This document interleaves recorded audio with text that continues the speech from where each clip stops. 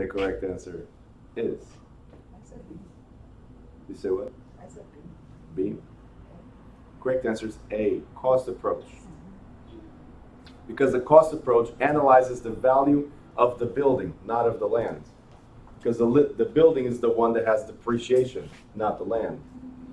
And the cost approach is about replacing the existing building. What would be the cost to replace an existing building? You guys got it? Now, Celine, it cannot be B because B is based on the income that the property brings in. That's what I thought it was B. Well, income has nothing to do with the building value or the land value. It has to do with money coming in. Okay? You guys good so far? No, I understand that you're looking, it looks like it sounds wrong. I have the feeling that you're looking for the value of the land. No. Which one computes the total value, but the land is separate from the calculation for the building. So in the cost approach, we know the land value because that's the cost, right? That's how much it costs. But how do you determine the value of the building? The building is based on the square foot method, the index method, the unit in place method, and the quantitative method. So what we're trying to say here is land is land. And the appraiser already knows there's not much more I can do with land. But with an existing building, there's a reproduction cost and replacement cost. Reproduction is if I were to go back to the original construction material, how much would it cost to replace this building? Replacement cost is what I told you, aftermarket. It's like, hey, today we don't use copper pipes anymore. We use PVCs or PEX pipes, right? So material is different, the cost is different, the labor to install is totally different because we don't have to solder, it's just connect, right? So it makes a huge difference. Replacement cost, reproduction cost, but land is land. It's the building structure that needs to be analyzed to what is potential. Does that make sense? So cost approach, land is calculated separate from the value of the building. Yes. I thought market analysis would include the value of everything put together. Correct. Therefore, the question is, what approach computes separately? So the market data approach, market analysis, no, market data approach, also known as comps, comparable market analysis, right, is where we look at the values of properties that sold recently, mainly for residential properties, right? And that's the value of the whole thing as a whole, not a land and building. With the analysis, won't you get both? So if you do want to look separate, you could just, Nope. That's what I'm saying. We look at the recent sales. This is a one family, right? And it has, let's say, 1 acre lot. That one is a one family, has a 1/4 of an acre lot, right? Then there's a price per square foot. There's so many other ways, but it's as a bundle, not separately. And that's what I'm trying to tell you. Cost approach is the only one that separates it completely. Okay? What's market data? Market data. The market data approach is the comparative market analysis. Is where we look at what the market did in terms of sales and create a report, comps. Is what we agents normally do. This is chapter 16, if you guys want to put a note there. Chapter 16, and it's the 3 approaches to value. Good? The next one says, a person who has absolute control of a parcel of real estate is said to own a, so absolute control. Nobody else has any powers over me or my property. So it's said to have a leasehold estate, fee determinable, life estate, or fee simple. Write down the answer.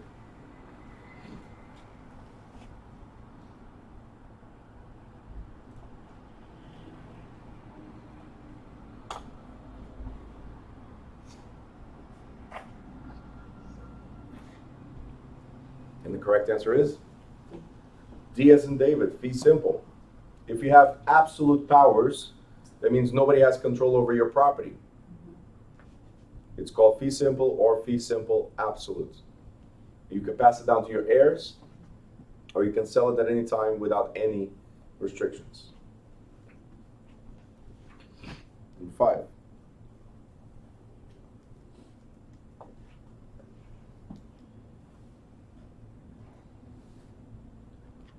Jim Thomas lets his neighbor Shirley Blank store her camper in his yard for a few weeks.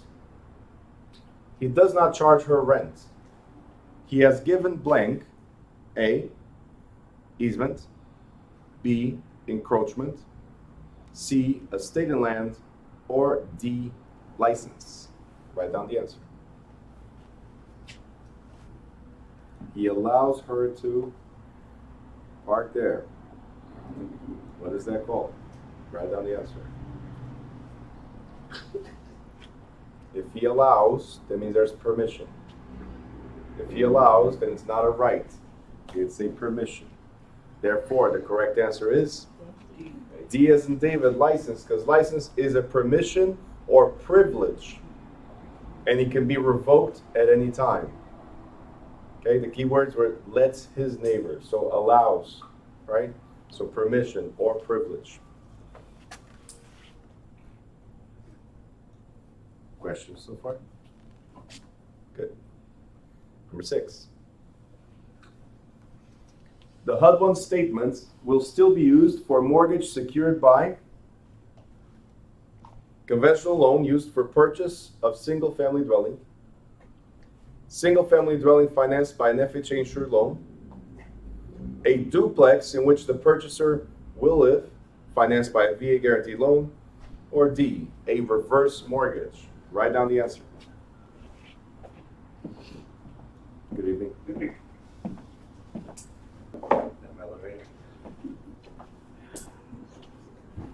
Took him half an hour to walk up the stairs.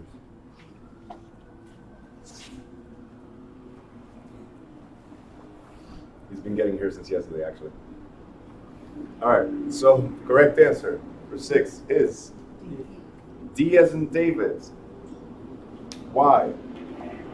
Because for federally related loans, purchases, we have TRIDs. I think we talked about this yesterday. We have TRIDs, where they merge the forms, HUD-1, GFE, and TILA, they merge it all into one single form called LE, and then at the end it's called CE. Okay? So instead of having 3 different forms, we get stuck with one, which just changes name at the end towards the closing.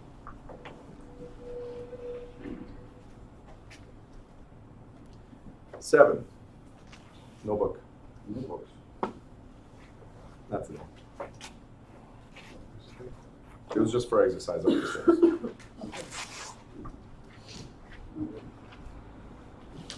7. A legal description defines the boundary lines is called geodetic survey, meets and bounds, rectangular survey, or recorded plat. Write down the answer. This is write down the answer. No. It's a little different than before. Okay. This is as if you're taking the exam, the actual exam. Because at the end of this, what you guys are going to do is mark how many you had wrong. So give your best shot at it. Mark how many you have wrong, and we're going to calculate your score. Now, you're not going to announce your score. This is personal. This is for you. I don't have to know what you did right now. Nobody needs to know. But you're evaluating yourself. You guys got it? Cool. Twice, today and tomorrow. All right, so the correct answer here is meets and bounds. Easy. You saw it defines the boundaries. If it defines boundaries, immediately it's a meets and bounds. Okay? 8. Which of the following is considered dual agency? Broker acting for both the buyer and the seller, brokers cooperating in a multiple listing service, broker listing and selling to the same person, or salesperson listing 2 houses on the same street. Write down the answer. What is dual agency?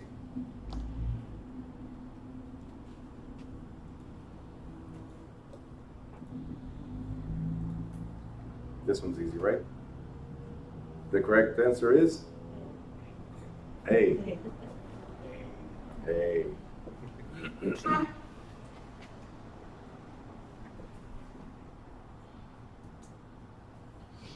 Now, which of the following is a lien that does not need to be recorded? Does not need to be recorded. First of all, what is a lien? So these are things, this is how I do my process taking the exam. So first of all, what is a lien? Financial claim, something related to money, yeah? Now, if it's a lien, it goes against the property. Yeah. What they're asking is, which one does not need to be recorded? Money judgments, real estate taxes, tax deed, or voluntary lien. Write down the answer. This one should be easy as well. Ready? Correct answer is? What is it? B. It's B. Say it louder. B. B as in boy, real estate taxes. These are not recorded anywhere. It is known that every January 1st, they become a perpetual lien, automatically there, boom. Next January 1st, boom. Next January 1st, boom. A new bill coming up every single year. It's not recorded anywhere, but we know it's there. You have to pay taxes, and they're automatically in against the property. Is this a voluntary lien? Does anybody know taxes? It's involuntary. They're there, involuntary, not recorded anywhere. You got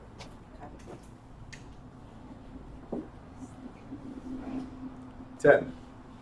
The term depreciation refers to the value of real estate after the expiration of its useful life, loss of value due to any cause, costs incurred to modernize a building, or the capitalized value of rental losses.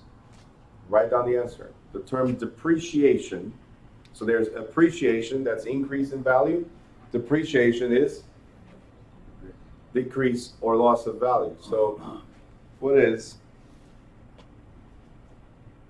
the correct answer? Write it down.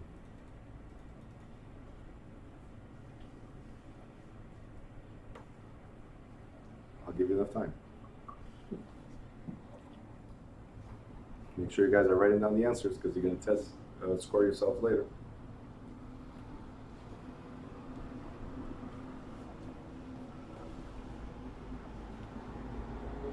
I don't want you guys to put my answer, I want you to put your answer. So make sure you have an answer, okay? Very important. This is a true test of yourselves. So depreciation, correct answer is B, the loss of value due to any cause. Yeah.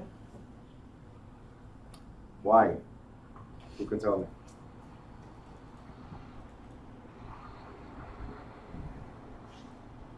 Okay, so I'll tell you, is that okay? Okay, great. So, I thought it was A at first, and then I read it together. I know. It can't be, it's the expiration of useful. after the expiration, no. It's because it expires during this period of time. They allow you to depreciate every year. It's an accounting concept, that understands that as soon as I put a piece of sheetrock here, eventually it's going to need to be replaced because its useful value dies. It deteriorates over time. A roof must be replaced, right? Foundation might have to be fixed. So IRS understands that there's going to be costs associated with the property. So they allow you to every year deduct a percentage, right, of the full value towards your taxes, as a credit towards your taxes. Does that make sense? All right, so it's loss of value due to any cause. Could have been anything. It's just the fact that you must replace it eventually. Does anybody remember how many years for depreciation of residential? Yes. 27 and a half years is what they've determined as the proper average for the asset's useful life. Every 27 and a half years, something must be replaced in the property. Okay? Some things sooner, some things later, but eventually the whole house has been replaced somehow over 27 and a half years. Very good. You get a cookie for that one. In the back. All right, 11. Whether a salesperson is associated with a broker or as an employee, or an independent contract, this is important for what? Knowing if you're an employee or independent contract is important for what? for income tax purposes, when applying for a license, when listing property because an independent contractor may list his in her own name, or establishing the escrow account. What is the importance of knowing the difference between being employee or independent? Write down the answer.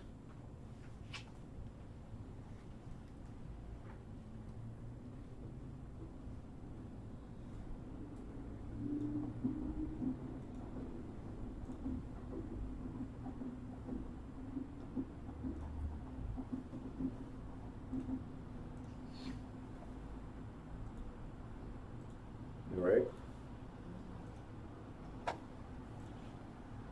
And the correct answer is? Correct answer is? A as an apple. For income tax purposes. See, you need to know when you apply, you said B?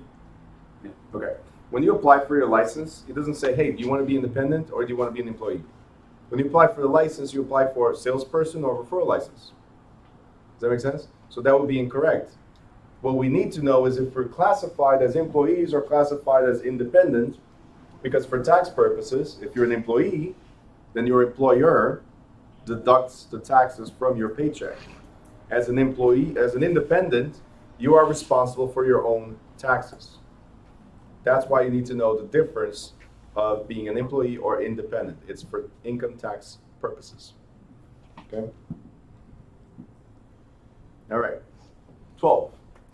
A township contains 6 square miles, 36 sections, 18 sections, what's with the face? Or 640 acres. Write down the answer. A township contains 6 square miles, 36 sections, 18 sections, or 640 acres. I didn't even realize the question was from these. We answered this yesterday.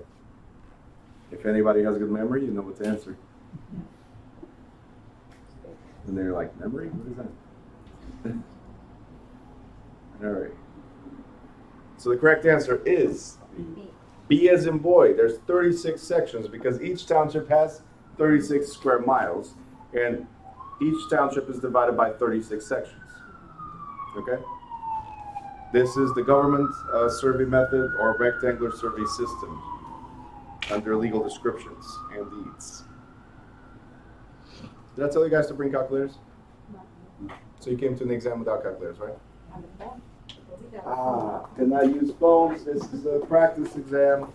So everybody, calculators. Pass them out.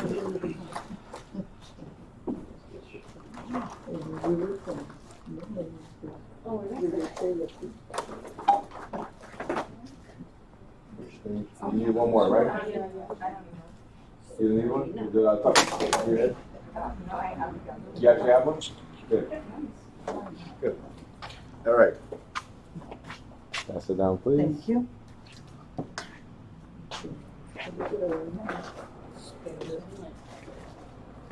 Do an exam without calculators. You don't?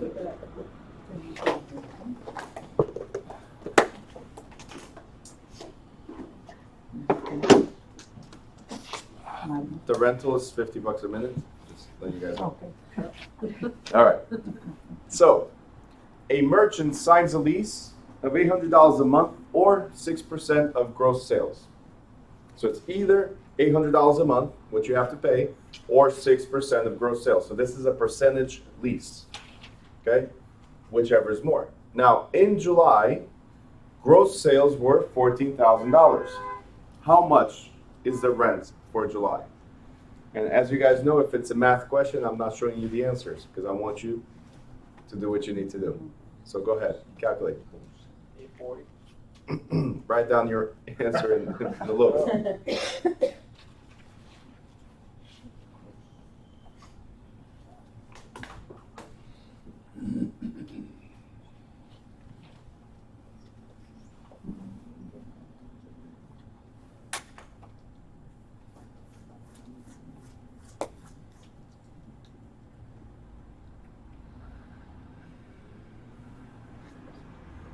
to do that. Let me tell you what.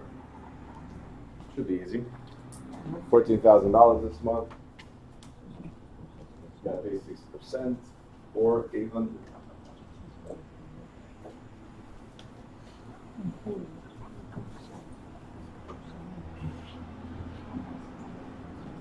You know why I don't give you guys the answer? Because a lot of you try to calculate based on the answers, not based on the actual process. So, I do not provide answers. You guys ready? Yes? Did I give you enough time? Calculator's not working. Calculator's not working? I'll give you 3 more seconds. Excuse me, this is an individual exercise. It's like you're in the state exam. There's cameras all over, right? There's the proctor right here seeing what you're doing.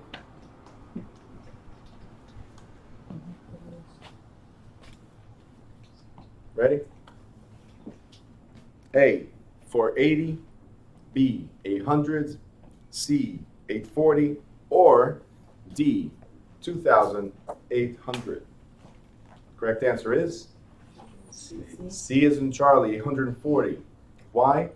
Because 6% of 14,000 is 840. And the question says, which one is more? Is it 800 or 840? Because it's 840, correct answer is 840. You got it? Good? Silma? Okay. All right.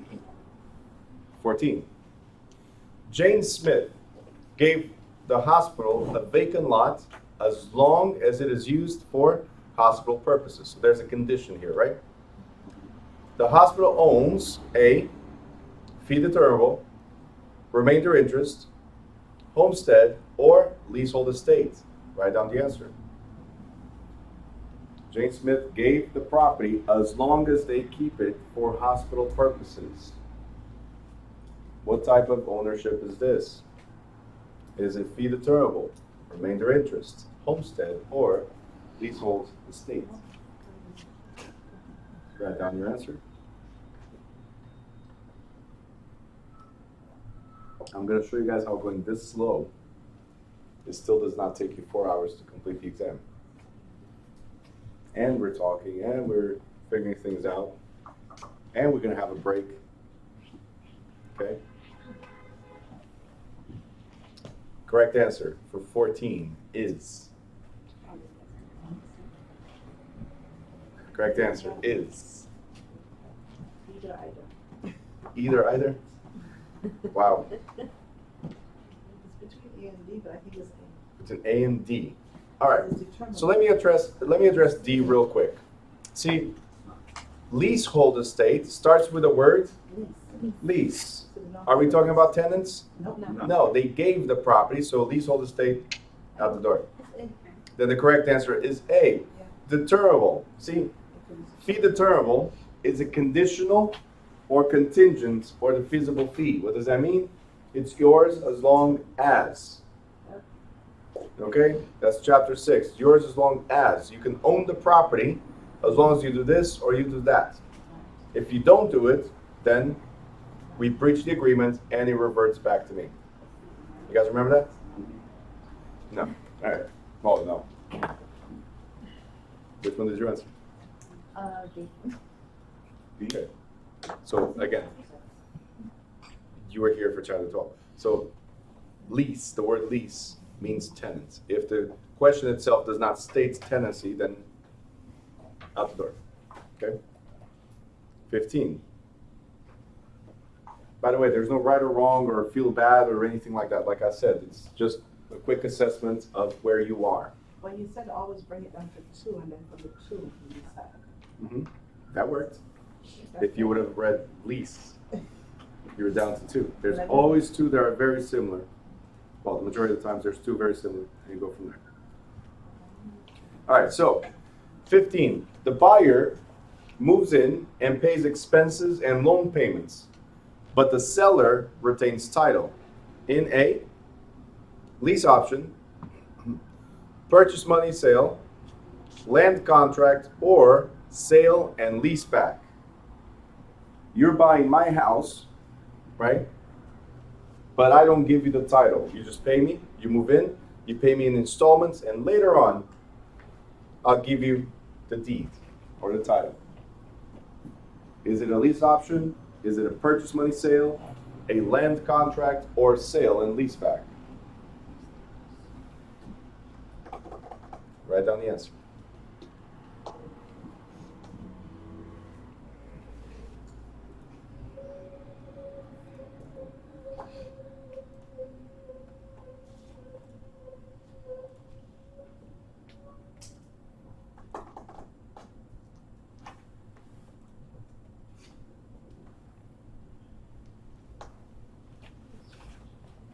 You guys ready? Correct answer is. What is it? Correct answer is land contract, C. A land contract, this is chapter 11, we talked about it, is an installment sales contract, and I told you it was similar to car financing, where you get to move in, pay over a period of time, you get equitable interest, but you only get the deed at the end. Now, you said A. Where does it say lease? Where does it say rent? Where does it say option to buy? You guys got it? So this is what you need to pay attention to. To be A, you have to say that you're renting for a particular period of time, and then later on you have the option to either buy or not. You got it? It doesn't talk about rentals, it actually says loan payments. If it's loan payments, you're not renting, you're paying interest on it. That means it's yours. Can that be a lease option? All right, you said D? D? So D would be I sell to you, right? But then I rent from you. I sell to you, but then I rent from you. Here, it's not what it says. It says that the buyer moves in. So if I sold to you, you moved in. So it cannot be a sale and leaseback, okay? You guys good? Cool. 16. A tenant's written 1 year lease, so now there's lease here, okay. 1 year lease expires on May 1st. To obtain possession on May 1st, the landlord must give the tenant notice by April 30th, 60-day notice, 1 month's notice, or no notice. It says it's a 1 year lease that expires on May 1st. How much notice do I have to give you? By April 30th, 60 days, 1 month, or no notice? Write down your answer.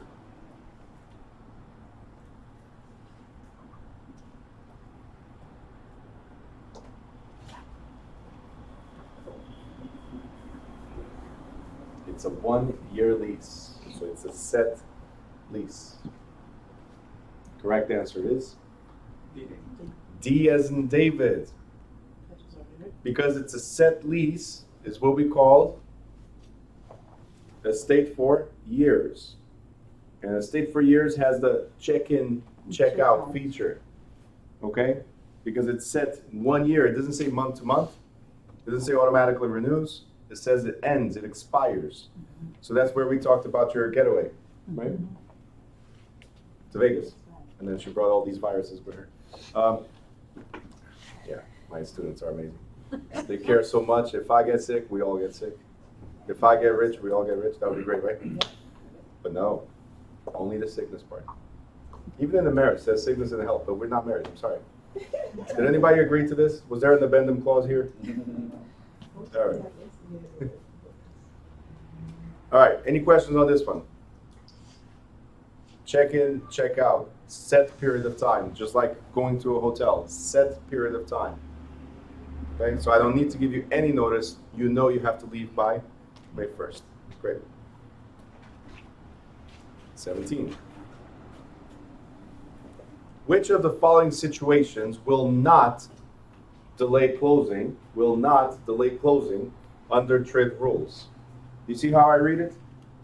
Emphasize certain things. Will not delay the closing. Pay attention to that, right? Now, A, The escrow amount for tax and insurance was changed. The lender could not document the applicants over time. The applicant decided on a different loan program, or a prepayment penalty was added. Which of these would not delay closing under TRID rules? Write down your answer.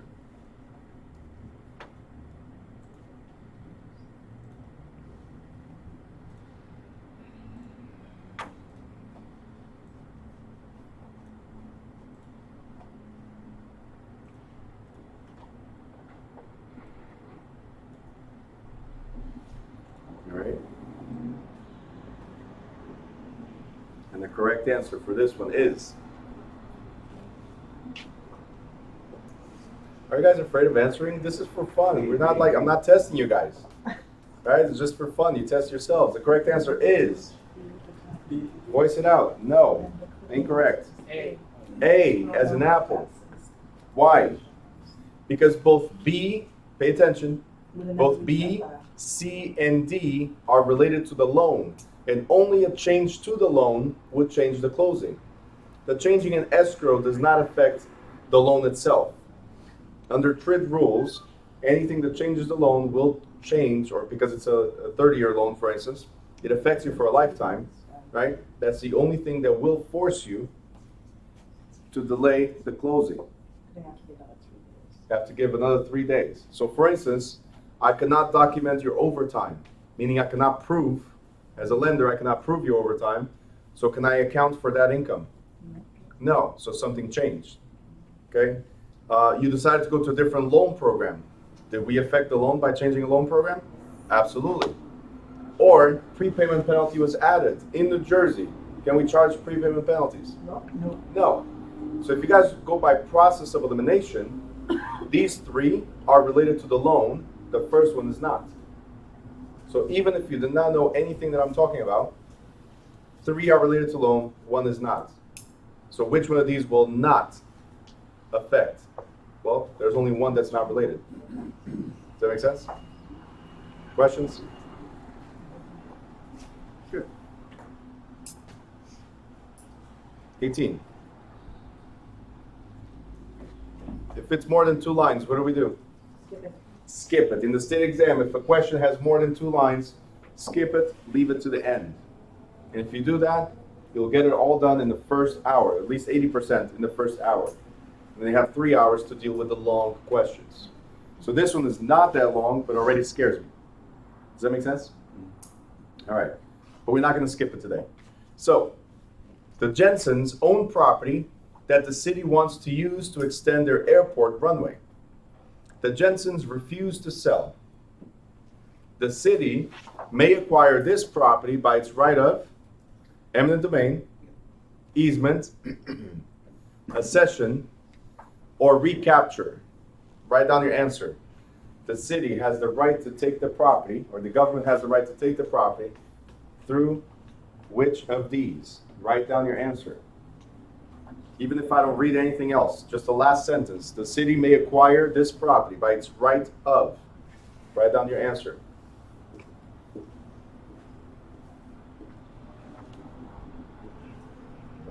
And the correct answer for this one is? A is an apple. Eminent domain. That's one of the rights that the government has. So we have PEAT, which is police power, eminent domain, taxation, and it's cheat. Those are the powers that the government has over your property. Okay? Now, refrain from answering before everybody else does. Thank you. My apologies. Next time you're fired. Imagine you're in the state exam and like, hey, right? Hey now. Hey now, right? Let me do the Fonzie. Hey. All right, next. Georgia Brown sold her listed home herself and didn't owe anyone a commission. So let's go back. I sold the house myself without having to pay anybody a commission. The listing she had signed was probably, so apparently there's a listing. Okay, so it's not like for sale by owner, there's a listing. So that alerts you that for sale by owner would not be a correct answer if it were in the list of answers, okay? So the listing she signed was probably what? Do I have to separate you guys? Children, I tell you. Multiple listing. Adults are worse than children. Net listing, exclusive right to sell listing, or exclusive agency listing. Write down the answer. Multiple listing, net listing, exclusive right to sell, or exclusive agency. The question is, Georgia Brown sold her own home and did not owe anyone a commission. What kind of listing did she have? And the correct answer for this one is D as in David, exclusive agency. See, the only two options here would have been exclusive right to sell or exclusive agency. Because net listing is illegal, and multiple listing is just a service we use, like Craigslist for realtors. So only two answers are possible. The thing is, exclusive right to sell, no matter who sells the property, the agency gets paid. Exclusive agency, there's one agency representing, but if I sell through my own efforts, I'm the seller, do I have to pay the agency? No. So the correct answer for this one is D as in David.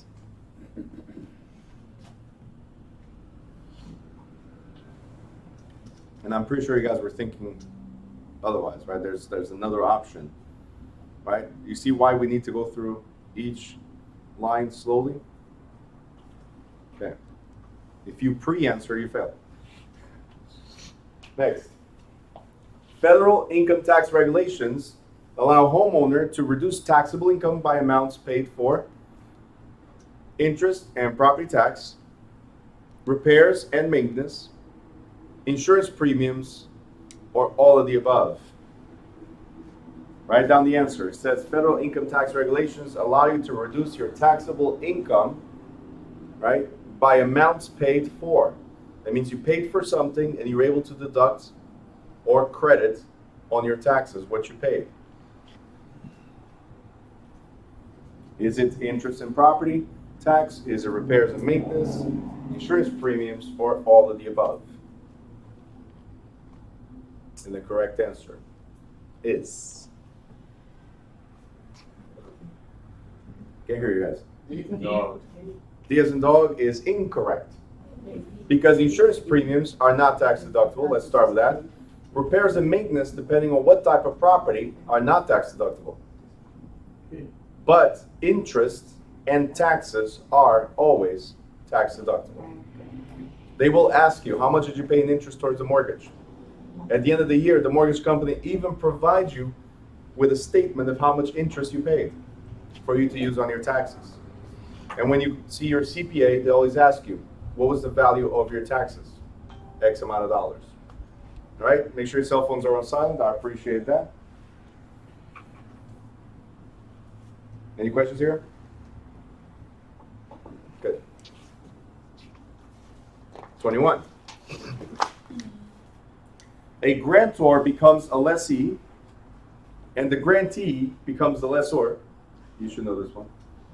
In a land contract, lease option, sale and leaseback, or wraparound mortgage.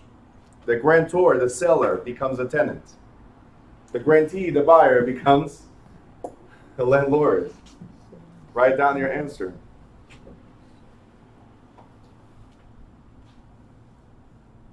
Correct answer is Charlie Brown. Charlie Brown. There you go. C is in Charlie. Sale and leaseback. I sell to you, but I become your tenant. Very good. I thought you were going to answer.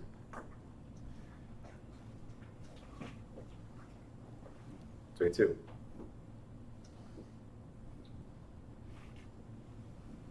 Is this a short or a long question? Yeah, it's already long, right? So skip it. Not today, but skip it. So Ben Wolf has defaulted in payment of several debts. And the court has ordered his property to be sold to satisfy them. Which of the following would be considered the prior lien? So we're talking about foreclosure, right? Because if there's a lien, to enforce a lien, we go through court sale, and that's a foreclosure.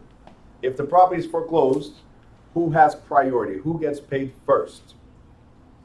The outstanding mortgage dated and recorded a year ago, the current real estate taxes, mechanics lien for work that started 2 months before the mortgage was recorded, or a court judgment rendered and recorded last month. Which one is the prior lien?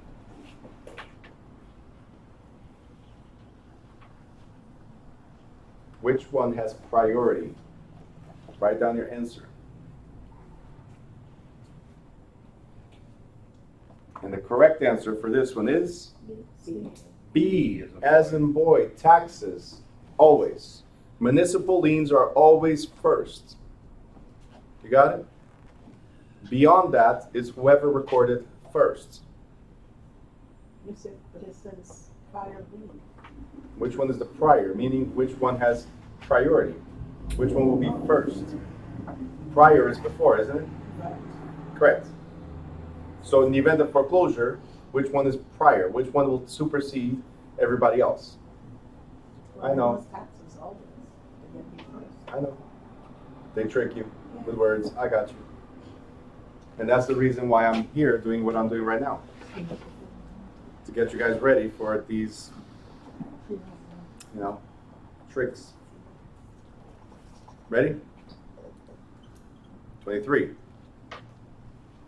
A guarantee that the lender will commit to a certain percentage for the cost of the loan is called tariff security, requirement for prepayment penalty, a balloon payment, or rate lock. Write down your answer. A guarantee that the lender will commit to a certain percentage for the cost of the loan is called tariff security, requirement for prepayment penalty, balloon payment, or rate lock. And the correct answer for 23 is dog. What up, dog? So yeah, that is correct. D for dog. Usually I say D for David, but we'll go with dog. Yeah. We're soon going to start howling too.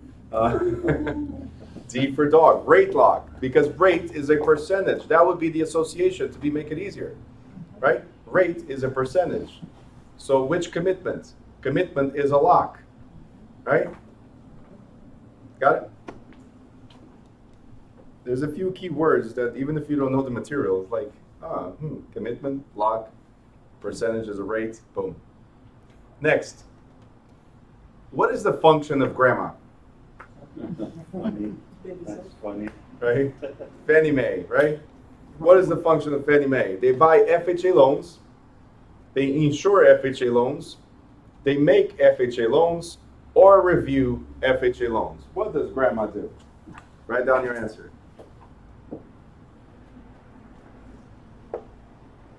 We kind of went over this yesterday in your question, Louis, right? And the correct answer for 24 is, oh boy. Say it louder. A. Very good. A is an apple. See, Fannie Mae operates in the secondary market. So they don't originate loans, they don't insure anything, right? And they don't review loans. They purchase loans in the secondary market. They're a warehousing agency. All they do is purchase and then service those loans later. Purchase. They're in the secondary market. So that is chapter 15 if anybody wants to put a note there. Next, 25 says continuing education courses may be taken in the classroom only, exclusively over the internet, entirely by mail, or by mail, internet, or classroom. Correct answer for continuing education courses is, this one should be easy. D as in David. See, pre-licensing must be here in class. But C, credits ongoing, it can be whether online, in person, or even by mail. Don't do by mail because it might get lost somewhere. We know how post office is, right?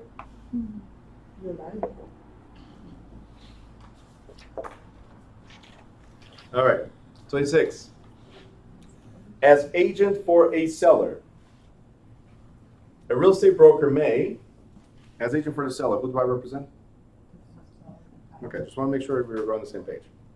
A real estate broker may promise that the seller will accept any offer that meets the terms of the listing contract, solicit the purchase for an offer to solicit the buyer for an offer to purchase.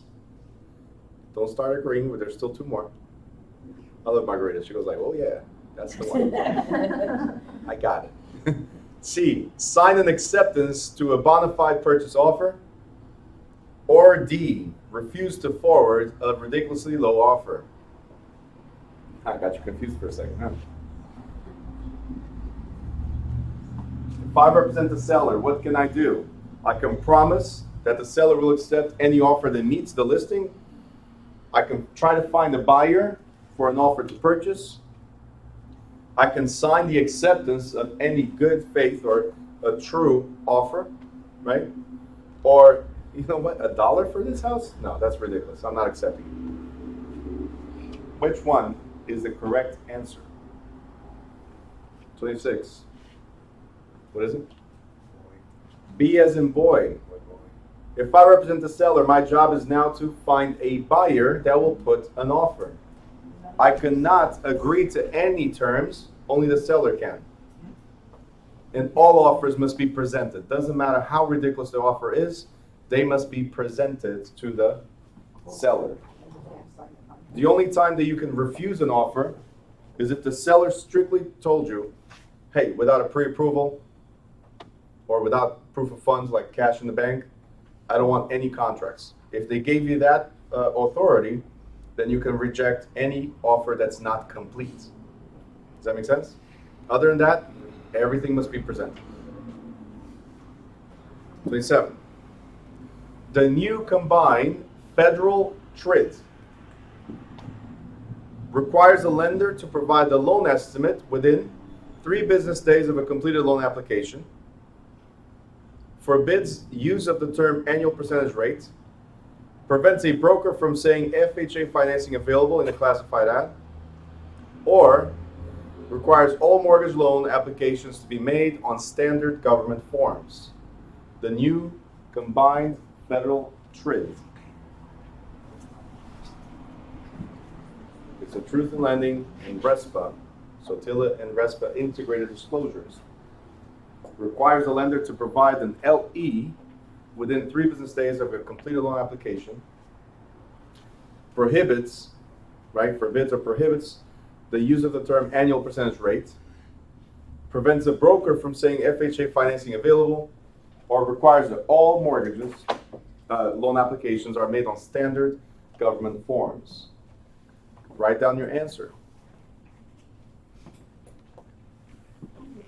You don't remember what TRID is? So, on chapter 15, it's repeated like 3 times. And TRID, again, is as of October 3rd of 2015, they merged the forms, which will be the TILA, Truth in Lending Act, right? And RESPA, Real Estate Settlement Procedures Act. And it's about knowing the true cost of financing and the true cost of closing. They're all now in one page, so you get a proper summary of what your expenses are going to be. So that's pretty much what TRID is. Now, the correct answer for 27 is A as in apple. We repeated a bunch of times that one of the requirements is that the lender must provide you with a loan estimate, LE, right? Loan estimate within 3 business days of completed loan application. Just for the heck of it. What is a completed loan application?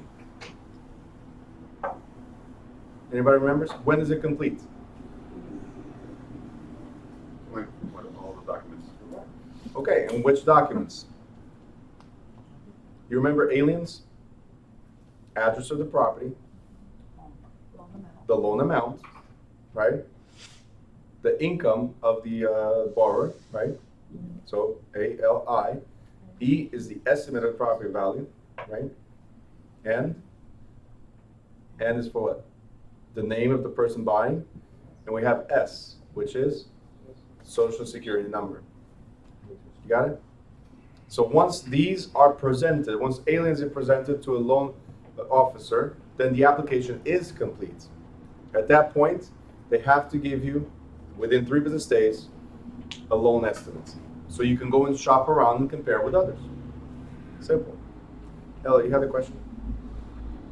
I thought you were raising your hand. Sorry. All right. 28. 28. It says right here, the amount of money that would be paid by a buyer to a seller. The amount of money that would be paid by a buyer to a seller, both well-informed and neither under duress, is the real properties, exchange value, market value, appraised value, salvage value. The amount of money that a buyer gives the seller without either one being forced into something and being well informed of the conditions of that particular property, it's considered the properties, exchange value, market value, appraised value, or salvage value. Write down your answer.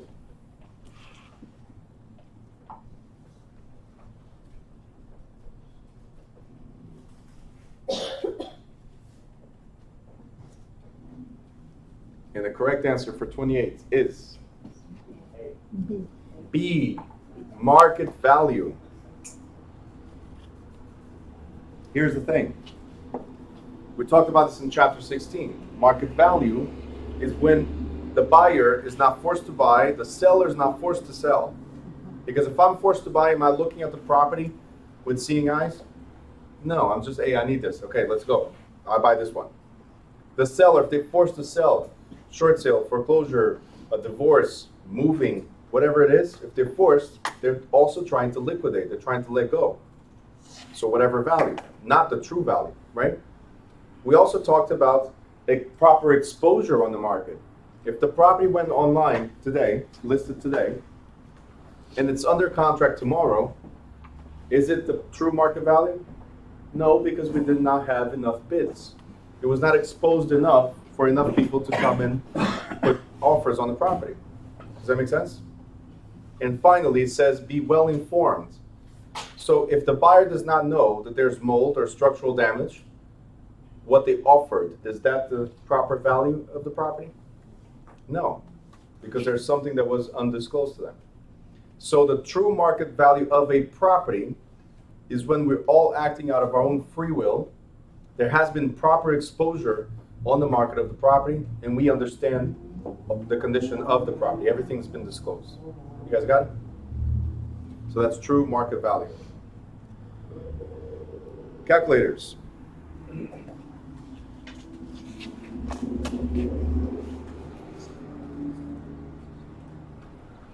So, property is listed for $160,000 and sells for $150,000. In a town that reassesses at sales price on transfer, the tax rate is $1.93 per hundred. How much is the tax bill? It was listed for $160 but sold for $150. This particular town assesses their market, the tax value based on market value. So if it's sold for $150, the taxes are based on that. Okay, I'm already helping you by skipping the $160 portion. $150 is the number we need. If the tax rate is $1.93 per hundred, what is the tax bill?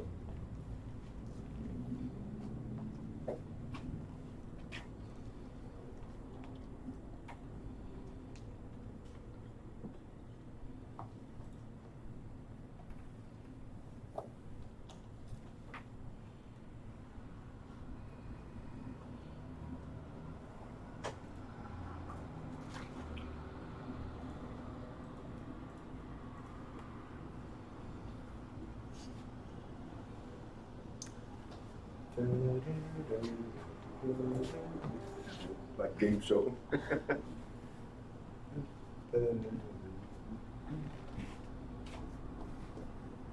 What do we need to know? Assessed value. What is the assessed value? 150. Tax rate, $1.93 per 100. That means 1.93%. Very good. So we have two numbers. We have a steering wheel, right? Yeah. Two numbers, 150, and then we have 1.93%. So the tax bill, ladies and gentlemen, are you ready? Yes? Is it $289.50, $308.80, $2,895, or $3,088? Correct answer is C as in Charlie. Okay.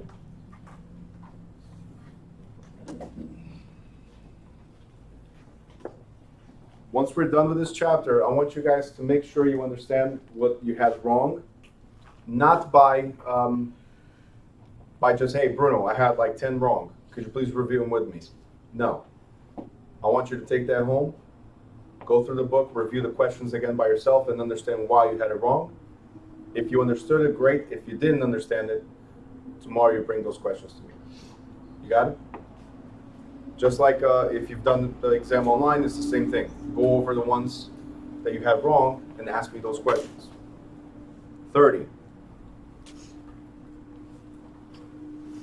It says here that a real estate broker who received a commission for the sale of a home in a transaction which neither the buyer nor the seller was a principal acted as transaction broker, seller's agent, buyer's broker, or dual agent. The real estate broker received commission for a sale of a house in which neither the buyer nor the seller was a principal.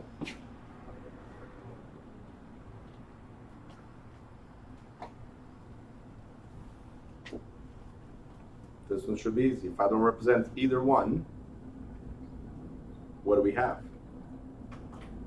The correct answer is A as in apple.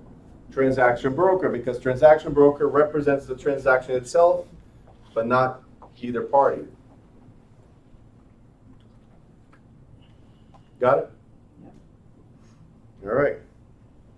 31. Which of the following is not, again, right? Just letting you guys know, in the state exam, most of the times, they do the same thing. They give you an alert. Even though they're always tricking you, they might give you the alert. Hey, pay attention to what we're asking. Got it? So which of the following is not essential to an enforceable real estate sales contract? Earnest money, be in writing, offer and acceptance, or consideration. Which one is not essential? Meaning, there has to be essential elements in order to make it valid. Which one is not essential for this contract to be valid? Write down your answer.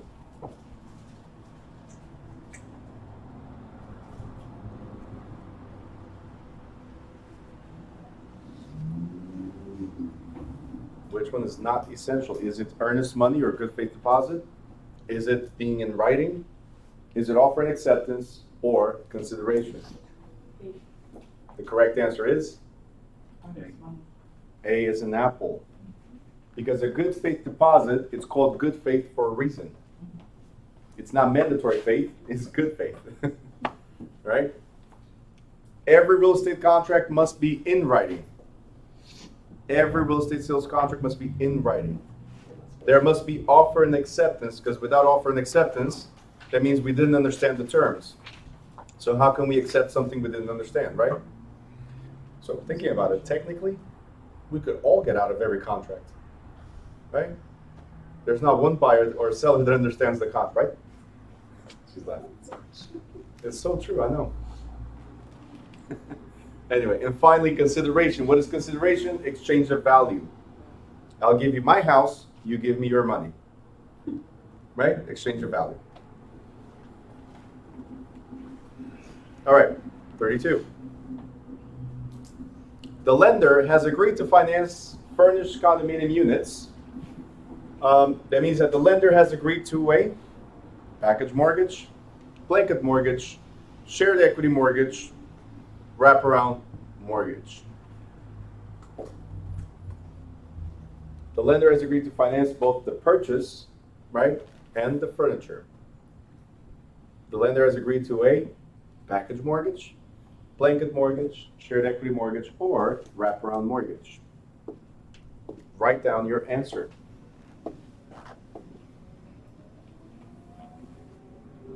I think this one should be easy. Right? You're buying the house and the furniture. It's kind of like a package deal. If it's a package deal, then the correct answer is A, package mortgage. Very good. 33. A married couple, which is funny. If you're married, it should be a couple, right? Unless they say a married team, where like there's more than two people.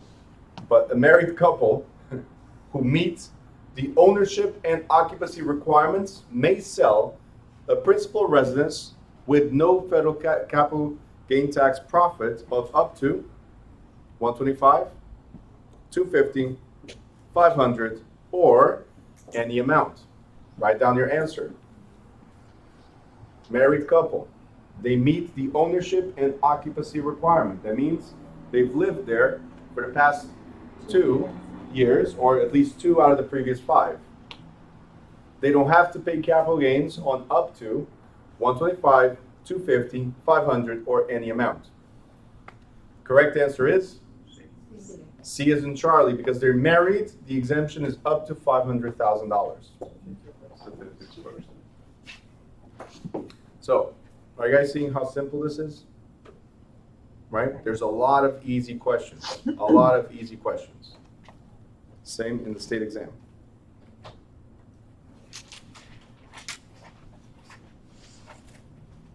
$34. The amount of commission due a salesperson is determined by, so the amount of commission that you must get paid, salespeople, is determined by agreement between the broker and seller, agreement between the broker and salesperson, the local association of realtors, or state law. Write down your answer. The commission that's due to you, the salesperson, is based on agreement between the broker and seller, agreement between the broker and salesperson, local association of realtors, or state law. This one should be easy. The correct answer is Apple. Apple. Is it? Correct answer is B as in boy. Here's why. Salesperson. That's why I kept on saying salesperson, salesperson, salesperson. It's not the commission paid to the broker, it's the commission paid to the salesperson. If they ask the commission paid to the broker, it's between the broker and the seller. But because the question is about the salesperson, who determines your commission, salespeople? You and your broker. Because everything is negotiable, so it's you and your broker. You guys got it? You see how easy it is for you to make a mistake? Right? I kept on going at it. Salesperson, salesperson, you, right? Because if the question said the broker instead of salesperson, it would be the seller. Yep, that's right. Or whoever decides to pay. Whoever decides to pay. There you go. All right, so 35. 35. It says, the practice of refusing to lend mortgage money in certain neighborhoods is called, so refusing to lend, that's the key, blockbusting, redlining, bird dogging, or steering. Refusing to issue loans, that's all you need to remember, refusing to issue a loan. That is called, correct answer is? B as in boy, redlining is refusing to issue loans or insurance, regardless of the borrower's or policyholder's qualifications. Okay? That is under Chapter 4. If you want to review it. Blockbusting is scaring people into selling their homes. Steering is taking them either to or away from particular areas. Bird dogging does not apply here, but in case you guys don't know what bird dogging is when you send out the dog to fetch the birds that fall.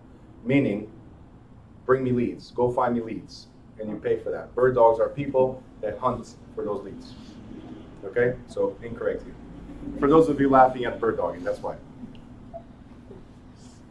Weird name, right? All right. In a real estate sale, transfer tax fees, this is chapter 21, transfer tax fees are usually paid by the seller, the state, the buyer, the broker. I'm laughing at B, by the way. The state doesn't pay for anything. So, in a real estate sale, the transfer tax or realty transfer fee tax is paid by the seller. Let's skip state real quick because it doesn't matter. The buyer or the broker. Who pays the realty transfer fee?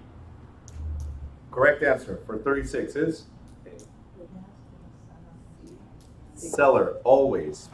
Seller, always.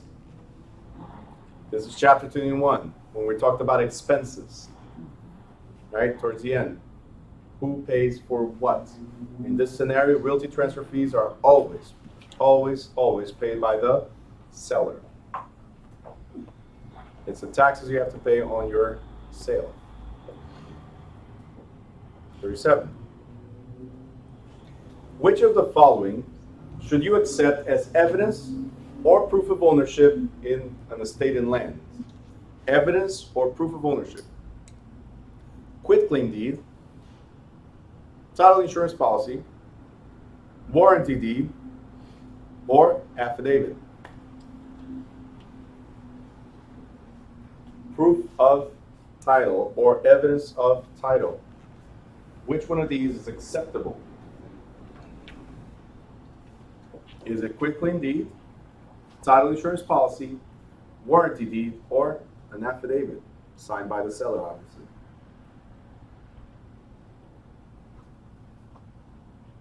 Write down your answer.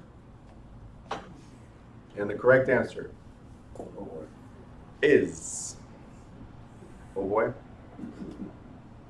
B as in boy, title insurance policy. A deed is not proof of title, so A and C. You scratch out. Since you did that, Celine, I know, yeah. here's something I want to tell you guys. Fail. You guys got it? Fail. Write down your answer, go with the gut feeling, and fail. Because if you change answers just like you did, you had the right answer, right? You went for the wrong answer. I prefer to fail and figure out what went wrong, right? Then change answers and then wonder if it was right or was it really wrong. You guys got it? Go with your gut feeling. Fail. It's okay. There's no real failure if you guys learn from the mistakes. It's only $47 sometime.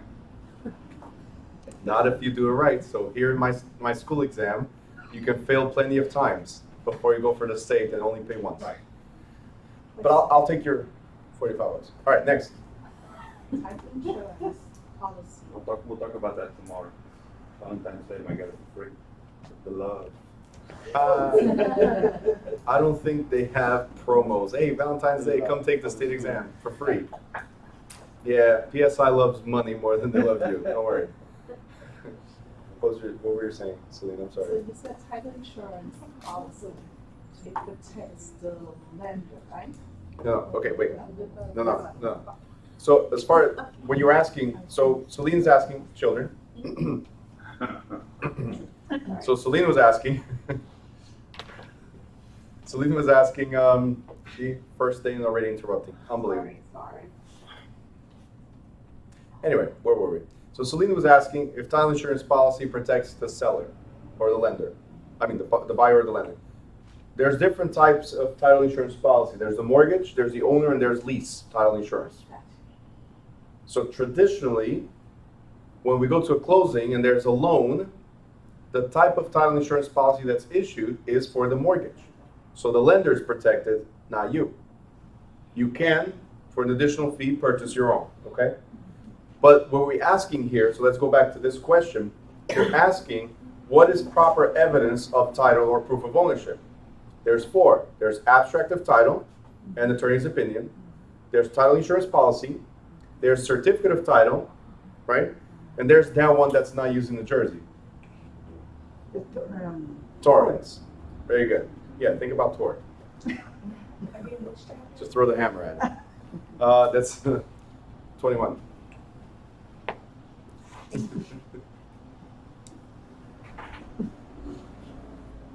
All right, 38.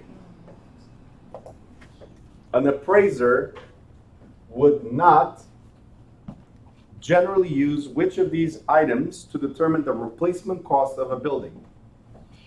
We already went over this in the previous question. So here's something else I want to point out before I move forward. Sometimes there's a later question that addresses a previous question. Okay? The only thing that's bad is you having to look for each question to figure out which one it was. But sometimes you get that aha moment, and that's when you get to change answers. Right? Is that, oh, wow, here's the answer. I answered wrong before. Let me go back. That's the only time you do this. But you have to be 100% sure that that's what it is. So an appraiser would not generally use which of these items to determine replacement cost of a building? Square footage, unit in place method, original cost, or quantity survey. I addressed these before, didn't I? I told you which 4 methods were used, didn't I, Louis? Okay. Correct answer for 38 is C. no. C. Yes. Yes, of course. C. The original cost has nothing to do with the replacement of the building. So it's not considered part of it. It's only the square footage, the unit in place method, the quantity survey, and the index method.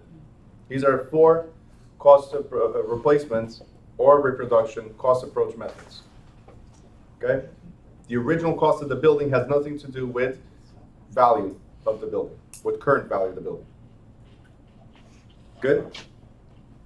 In fact, original cost should never be considered anyway.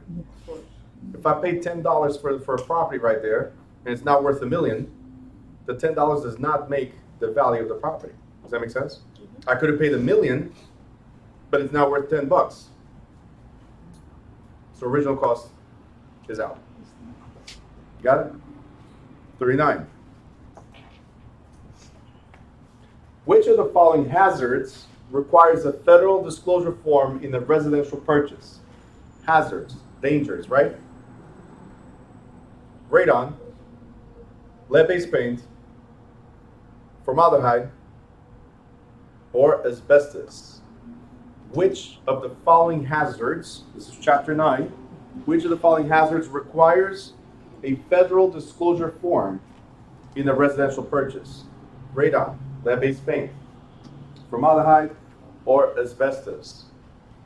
Write down your answer. And the correct answer for 39 is? Louis knows. B as in boy. Lead-based paint. As of 1978, it was banned, and any property that was built before 1978 must include not only a disclosure, but you also must provide a pamphlet about the dangers of lead-based paint. Okay? 40. Frank rents an apartment under a 2-year written lease. After 1 year, the building is sold. Which statement is true? So Frank rented for 2 years. 1 year later was sold. That means I still have 1 year left. Yes? Okay. Which one of these statements is true? The sale has no effect on Frank's tenancy. Frank must renegotiate with the new owner. Frank must leave after 60-day notice by the owner. Or the new owner is free to increase the rent immediately. Write down the answer.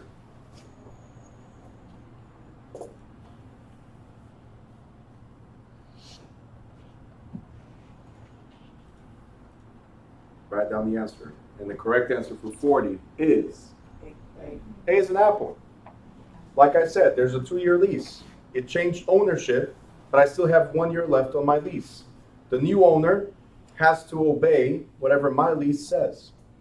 Because at least it's a written contract. It doesn't matter how many times it changes ownership, if my lease is still in effect, my contract is still valid. Good? What do you mean? Yeah. What's your question there?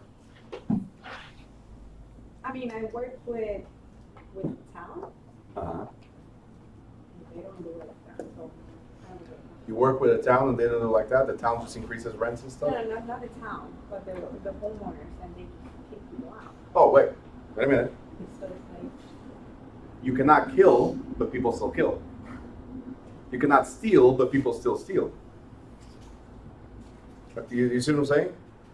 The rule is, if there's a lease in effect and I'm paying, then you cannot kick me out or alter the terms of my lease. It's a contract. All right? Does that mean that people go around it or completely ignore it? Yeah, of course people do it. Can they legally do it? No.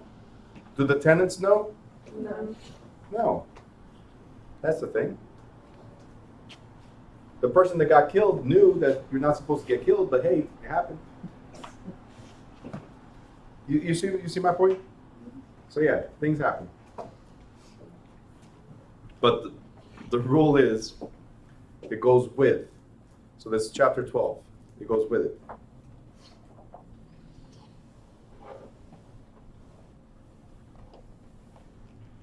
$41. I need a calculator here, right? Maybe. No calculator. In 1977, a family. Okay. Okay. It's supposed to be. We're almost at break time. In 1977, a family purchased their house and the lot for $53,000. They made no major improvements. They recently sold it for $224,550. How much they owe on their gain? So before anything else, it's a family home, right? Yes? Yes. Great. If it's a family home, there are certain exemptions. Up to? If they're a couple. If they're a couple. Well, it says family, so we're going to assume at this point, family, couple, right? Up to $500,000. They bought it for $53,000. They sold it for $224,000. Even if they were single,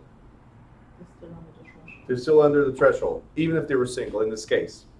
How much do they owe? Nothing? Nothing if they purchase another home within 24 months, 15%, or 20%. Correct answer is? A, nothing. They're exempt up to $250,000 if they're single, or up to $500,000 if they're married couple. And it says family home, so it's not an investment property.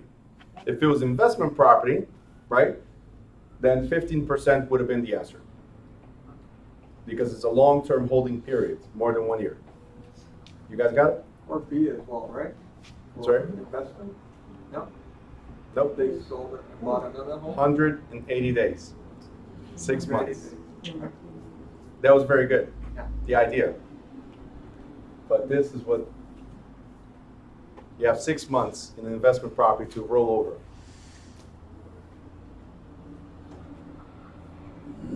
And by the way, it wouldn't be nothing. It'll be postponed. Because you still owe the taxes. Deferred, yeah. They're just postponed or deferred, yeah. 42. Ooh, one-liner. Should we skip? No. Okay. A realtor is any active broker, an attorney in fact, any licensed agent, or a member of a trade association. Without any further thought, correct answer is D as in David. D as in David. For you to be a realtor, registered trademark right there. Look at that R right there. Pretty R right there. Registered trademark. If it's a trademark, then it's a trade association. For you to be a realtor, you have to be part of the National Association of Realtors. Not all brokers are, not all agents are. And attorney in fact means nothing. 43. That was chapter 1, in case you guys are wondering. And chapter 3 right at the end as well. 43. A broker received 2 offers at once. One through a salesperson in his office, and one from a competitor. Do we want the competitor's office? Right? No. So the broker should submit the salesperson offer first because he is the lister. Submit both offers at the same time. Submit the competitors first as a matter of courtesy. Or D, reject both offers and tell the seller to try for a higher price. We have both offers. One is a salesperson in the office.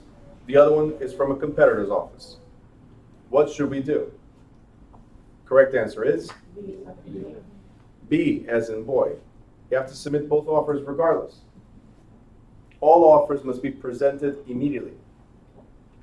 But no, let me choose. Let's keep it in-house. Yep. Big mistake.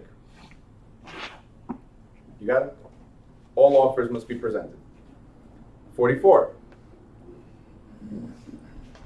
The act by which all parties agree to the terms of the contract is known as, these are simple questions, right? Legality of the object, consideration, meeting of the minds, or informed consent. The act by which everybody agrees is called? Correct answer is C. Meeting of the minds, where both of us are in agreement. Our minds met in agreement to all the terms of the contract. Okay? That is chapter 11. 45. A refusal to rent to a couple because they're unmarried violates no law, New Jersey law, Civil Rights Act of 1866, or the Fair Housing Act of 1968. Refusing to rent to a couple because they're not married. No law. New Jersey law, 1866 or 1968. I think it's 1960. Correct answer is B as in boy, New Jersey law. 1866 was about race and color. 1968 added religion and national origin. Did not add marital status. New Jersey, however, added a bunch of them. So I want you guys to make a note on that one, to go back to page 54. That's the table that shows New Jersey includes marital status as protected class and also affectional or sexual preference, protected status. We cannot discriminate based on those. And there's going to be potentially a question that's about this or about affectional or sexual preference. There's a question like that in the example. Okay? 46. Exemption from a portion of the property tax is available to who? Qualified veterans, qualified senior citizens, qualified nonprofit organizations, or all of the above. An exemption or reduction on property taxes, right? Portion or all, but exemption on property taxes is available to who? Correct answer is D, all of the above. If you're a veteran, we have up to $250 off. If you're a disabled veteran, you have 100% off. If you're a senior citizen, you have up to $250 off. Or you can apply for the senior freeze, which is the reimbursement for what you pay over the taxes. If you're a nonprofit, it could be totally exempt. So the correct answer is all of the above. Senior freeze is at what age? 65 or older. That's when we get to put them in the freezer.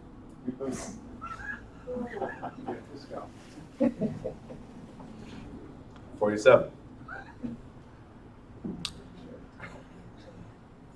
Those entitled Those who are entitled to inspect all documents recorded in the county clerk's office include bank employees, private individuals, tax assessors, or all of the above.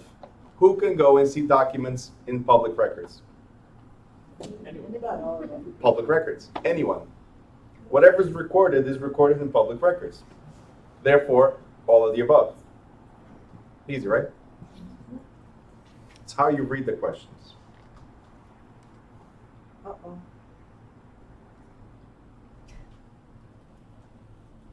All right.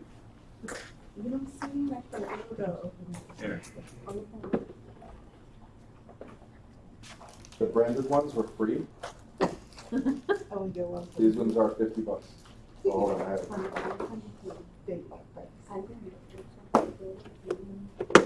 This is your previous life. Your direction school. You didn't even realize that? I'm not even finished yet. Oh, I gave you one as courtesy. The next ones you have to pay for. It's a business. What was it? That is called the fishing clause. The fishing clause? The bait. It's the bait. That's it. How do we compare it to other schools? We provide you a free pen. That's it. The free book. And then somebody goes, well, it's not free because I pay for it. No, you didn't. We offer it. Go to other schools and get it. Anyway, 48. For extra on the clock, you get nothing. Pretty much. All right. The seller, it's a long one, right? So what do? In the state exam, not today. Seller lists a home for $400,000, and a listing broker tells a prospective buyer to submit low offer because the seller's desperate. So before I even read anything else, listing broker, who does the listing broker represent? The seller. The seller.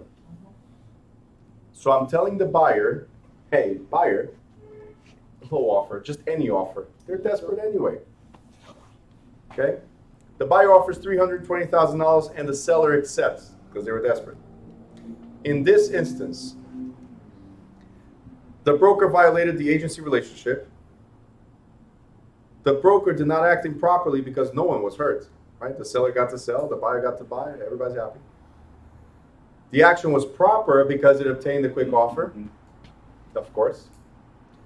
Or the broker was properly looking out for the buyer's interest. Do we have to think about this one? No. Correct answer is A. Z. What? Correct answer is A. Absolutely. The broker violated agency relationship because if I represent the seller, seller's my client.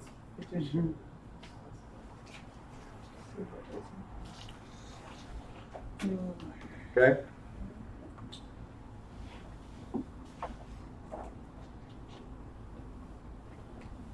The funniest thing is that this happens a lot. I just made a phone call yesterday, and that's exactly what the listing broker said. Okay. Next. Oh, from broker to broker, the story is a little different. But yeah, you shouldn't disclose anything. Now, 49. When real property is sold at a foreclosure sale and not enough money is realized to pay the mortgage, the lender may seek a deficiency judgment, foreclose on other real estate owned in that county, file a garnishment of the borrower's wages, or ask the court to seize the borrower's bank accounts. So the property was sold at auction, but did not sell for enough. So the bank received, let's say, $200,000, but you still owe them $50,000. That was the balance on the loan. What can they do?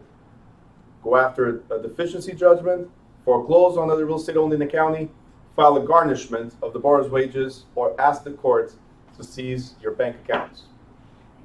Correct answer for 49 is A is an apple. They can try to go after the rest of the money by filing a lawsuit to recover monies. It's a deficiency judgment.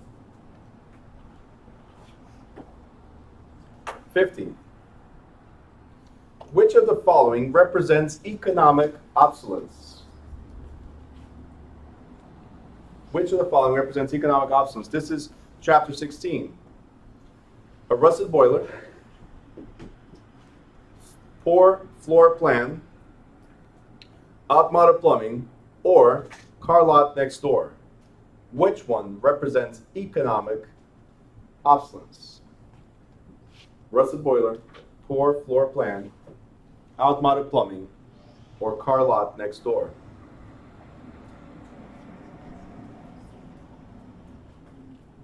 I'll give you some time on this one.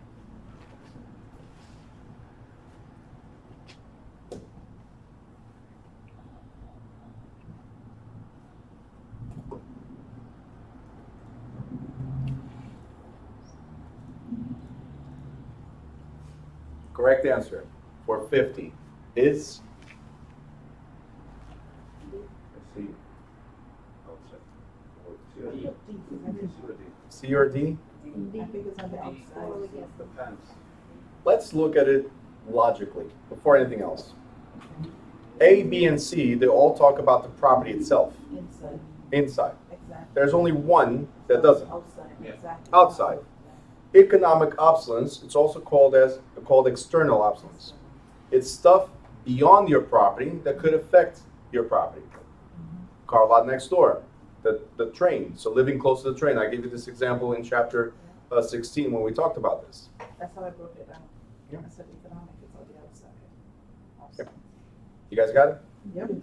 Claudia's face is priceless right now. She's like, Yeah. Chapter 16, cost approach. Appraisals. Doesn't a car lot next door affect the value of your property? Yeah. The train, right? The noise, the pollution, all that stuff, it's external. So it affects value, so economic obsolescence. Everything inside could be changed, but you cannot change something outside. Now, 51. The law that requires most real estate contracts to be in writing is known as Statute of Dissent, Estoppel, Frauds, or Limitations. The law that requires that most real estate contracts be in writing is known as the Statute of, the correct answer is C, Frauds. You just guessed? It worked. Obviously, if you want something in writing, it's to prevent fraud. So Statute of Frauds. 52. 3 more questions and we go for break. Bart O'Malley is a licensed salesperson who completed a difficult transaction. Bart may accept a bonus from a grateful seller. Sounds like a great rock band. The buyer, his own broker, or any of the above. Bart O'Malley is a salesperson who completed a difficult transaction. Bart may accept a bonus from grateful seller, the buyer, his own broker, or any of the above. Correct answer for 52 is C. C as in Charlie. Only a broker can pay you. So salesperson, broker. That's it.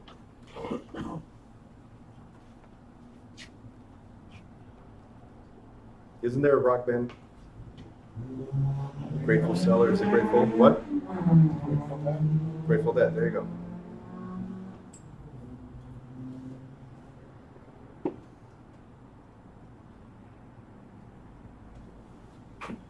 I always remember 2 things in that question. The rock band and Grey's Anatomy. Anybody watch Grey's Anatomy? Nobody? You did? O'Malley? From the beginning? It's tough. I can never read the questions the same way after that. 53. Calculators. We're almost done, but we got to slow down for a second, right?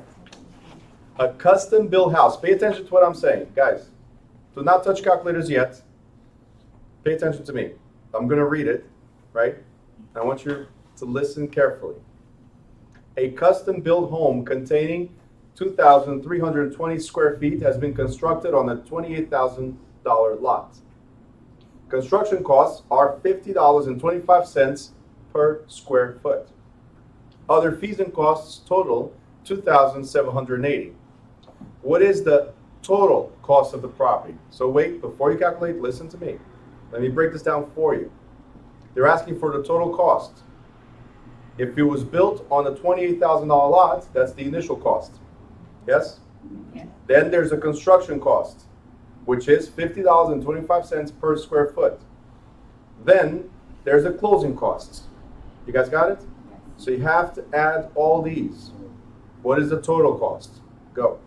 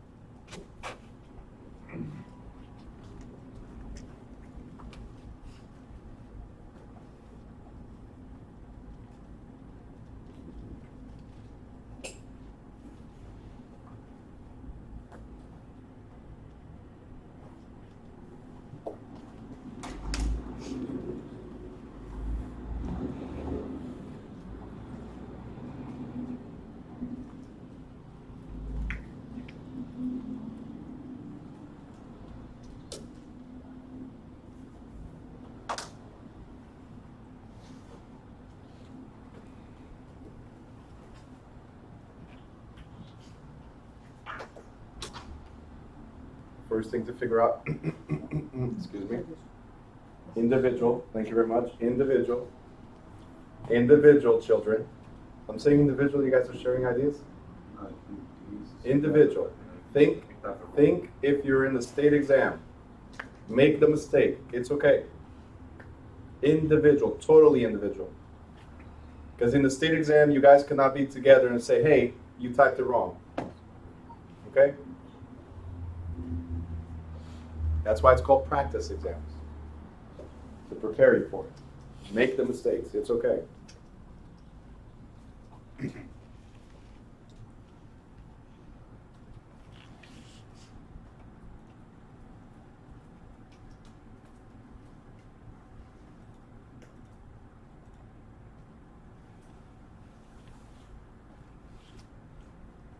First thing we need to figure out is what's the cost to build. There's three components here. Really? I'm telling you, children are way easier to manage. Let them make mistakes. And you too. Okay. 53, you guys ready? Is it A, 116,580, B, 144,000, C, 144,580, or D, 147,360? Correct answer is D. Why? Because we have $28,000 as the base, $28,000 as the base, right? Then we need to figure out the construction cost, which is $50.25 per square foot. So that's $116,580, right? So $116,580 plus the $28,000 plus the closing costs, $2,780. So the total is $147,360. Good? 54. From which of the following does one obtain an FHA loan? So the question is, who gives you an FHA loan? Federal Housing Authority, Federal Home Loan Board, local FHA lender, or Farmers Home Agency? Who gives you the FHA loan? Correct answer for 54 is tricky. It's not tricky at all. FHA insures a loan. They do not give you the loan. All the loans come from your local FHA lender. FHA loans come from Bank of America, Wells Fargo, Chase, and so on. They're just insured by the FHA. Yep. Okay? The only government agency, bless you, the only government agency that gives you direct loans is the Farmers Home Loan. Okay? By the RECD. Okay? Rural and Economic Community Development. They provide you a loan directly. FHA and VA do not give you loans. They either insure or guarantee the lender that if you don't pay, they will cover a percentage. So, anytime we talk about FHA VA loans, who gives you the loan? Your local lender. You got it? And now 55. A broker may not act for both the buyer and seller without notifying both of this fact after the sale is closed, having both sign a sales contract, having exclusive agreements signed by each, or obtaining prior written consent of both parties.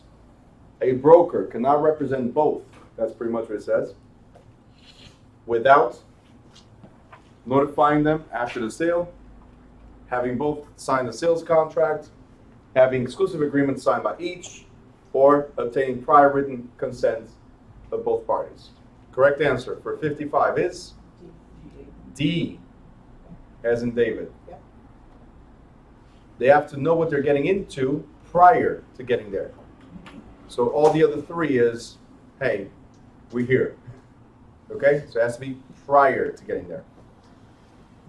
You guys good? Yep. All right. Let's have a quick break, recharge, and come back for another 55 questions.